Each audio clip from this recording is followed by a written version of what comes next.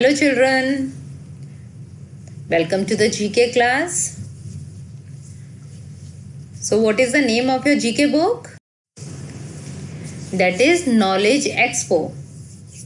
Okay, so are you all ready for the knowledge? Very nice. So we will start with lesson 1. What is the name of the lesson 1? Great Indians in History. मतलब जो हमारा पहले इतिहास निकल चुका है उसके बारे में आज हम कुछ इन्फॉर्मेशन गेन करेंगे, राइट?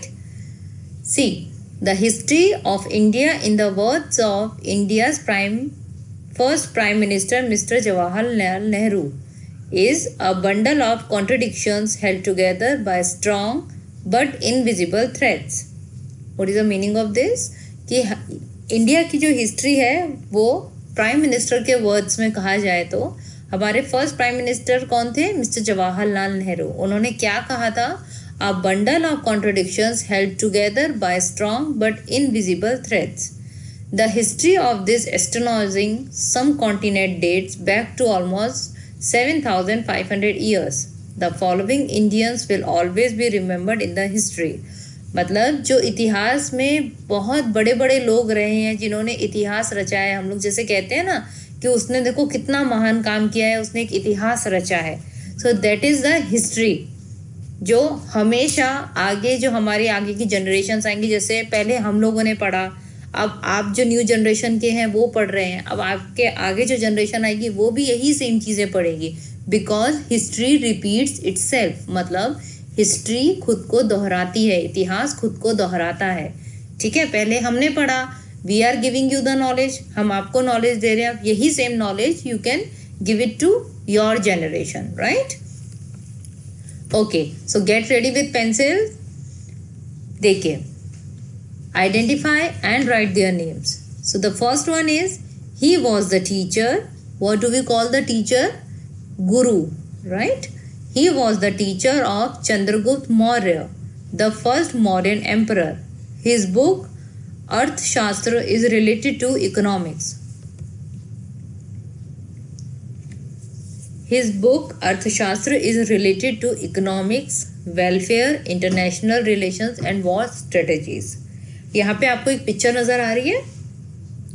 देखिए इनके बारे में क्या चीज़ दी गई है कि ही was the teacher of Chandragupta Maurya. मतलब ये चंद्रगुप्त मौर्य के गुरु थे.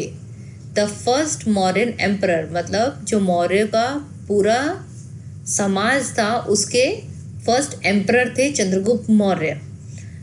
और इनकी जो बुक थी अर्थशास्त्र, वो इकोनॉमिक्स, जब आप पढ़ोगे, जब आप थोड़े आगे क्लासेस में जाओगे तब आप इकोनॉमिक्स पढ़ोगे. दैट इज़ कॉल्ड अर्थशास्त्र. उसको हिंदी में अर्थशास्त्र कहते हैं.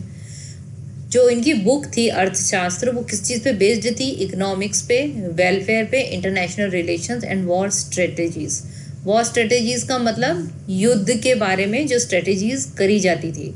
इंटरनेशनल रिलेशंस का मतलब जो बाहर के जो देश होते थे उनसे जो रिलेशंस रहते थे. जब हम युद्ध करते थे पुराने ज़माने में तो एक दूसरे से मदद ली जाती थी. तो that is called international relations. तो अभी हमें पता करना है कि ये कौन इंसान है जो चंद्रगुप्त मौर्य के टीचर रह चुके थे. So who is this? This is Chanakya. CHANAKYA, Chanakya. Chanakya जो थे ना वो बहुत इंटेलिजेंट इंसान थे, बहुत, मतलब दुनिया के सबसे इंटेलिजेंट इंसानों में चाणक्य की गिनती आती थी. And he was very much intelligent. वो हर चीज़ के बारे में जो चंद्रगुप्त मौर्य थे उनको बताते थे. वॉर में स्ट्रेटजीज कैसे करनी है और चीज़ों में कैसे एम्परर को आगे बढ़ाना है, right? Okay, so come to the next one. He was a great ruler who ruled from 269 BC to 232 BC. BC का मतलब आप लोगों को पता है क्या होता है? मतलब एक युग, एक कहते हैं ना एक ईयर तक उसने शासन किया था. ये एक ऐसे महाराज थे जिन्होंने इतने लंबे टाइम तक शासन किया था. After a bloody battle of Kalinga he इम्ब्रेस्ड Buddhism. मतलब जो एक खूनी लड़ाई हुई थी कालिंगा की, जो सबसे भयानक लड़ाई कहते हैं जिसको इतिहास में, कालिंगा लड़ाई. उसके बाद जब उन्होंने देखा कि इतने सारे लोगों का खून बह गया, इतना सारा नुकसान हुआ, इतनी सारी चीज़ें जो थी वो सब खराब हो गई, लोग मर रहे थे, चीख रहे थे, चिल्ला रहे थे, राइट। उन्हें बहुत दुख हुआ। तो उन्होंने क्या किया, उसके बाद उन्होंने पूरा अपना शासन छोड़ दिया और उन्होंने क्या अपना लिया, बुद्धिज्म। ठीक है।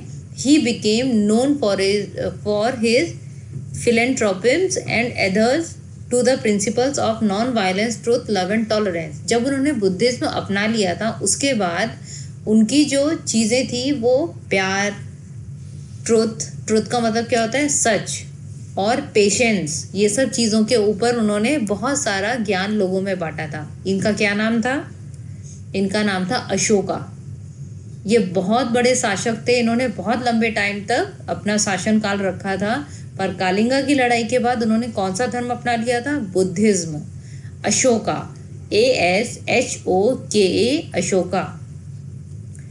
Okay, the third one is he was a famous mathematician and astronomer. He was the founder of trigonometry. In astronomy, he made accurate explanation of lunar eclipses and the circumference of Earth. His works include Aryabhatiya and आर्य सिद्धांत।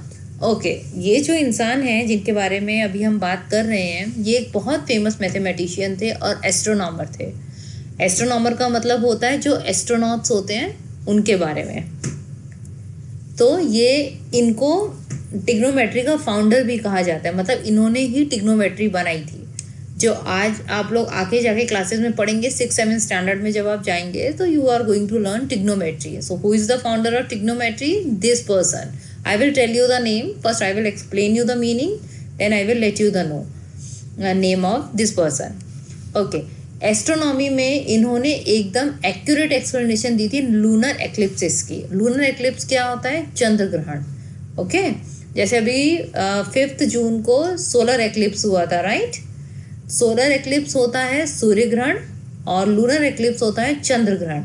ठीक है। तो ये जो इंसान थे इन्होंने lunar eclipse के बारे में एकदम एक्यूरेट एक्सप्लेनेशन दी थी कि वो कब होगा, किस टाइम पे होगा, कितना दिखेगा, आंशिक दिखेगा, पूरा दिखेगा, एकदम करेक्ट बताया था उन्होंने। ठीक है। And so what is the name of this person, Aryabhata, ARYABHATA, Aryabhata. Okay, so the fourth one is he was a king of Mewar, a region in northwestern India in the present day state of Rajasthan.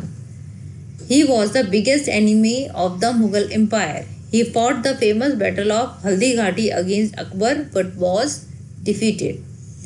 Okay, ये जो थे जिनके बारे में अभी हम बात कर रहे हैं, ये मेवाड़ के बहुत बड़े राजा थे। ठीक है। मेवाड़ अभी कहाँ पे आता है, राजस्थान के अंदर। और इनके सबसे बड़े दुश्मन कौन थे, मुगल। ठीक है। जो मुगल थे ना, वो इनके सबसे बड़े दुश्मन थे क्योंकि वो इनके राज्य को हड़पना चाहते थे और इसकी वजह से ही ये उनको अपना सबसे बड़ा दुश्मन मानते थे। और इसी वजह से इनकी बहुत बड़ी लड़ाई हुई थी हल्दी घाटी में। और हल्दी घाटी में जो इनसे लड़ने के लिए आए थे उनका क्या नाम था, अकबर। ठीक है। पर उस लड़ाई में, हल्दी घाटी की लड़ाई में, ये उनसे हार गए थे। Okay, so what is the name of this person, Maharana Pratap.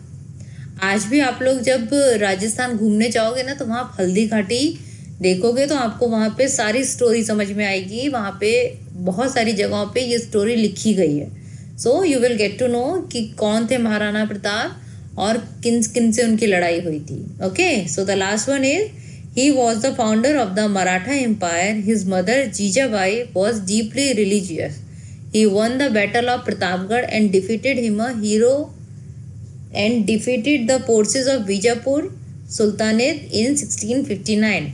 This made him a hero of Maratha folklore and a legendary figure among his people. Okay, ये जो थे जिनके बारे में हम बात कर रहे हैं, ये मराठा एम्पायर के फाउंडर थे। मतलब इन्होंने ही मराठा जो सेना थी वो बनाई थी। इनकी जो मदर थी जीजाबाई, वो बहुत धार्मिक इंसान थी।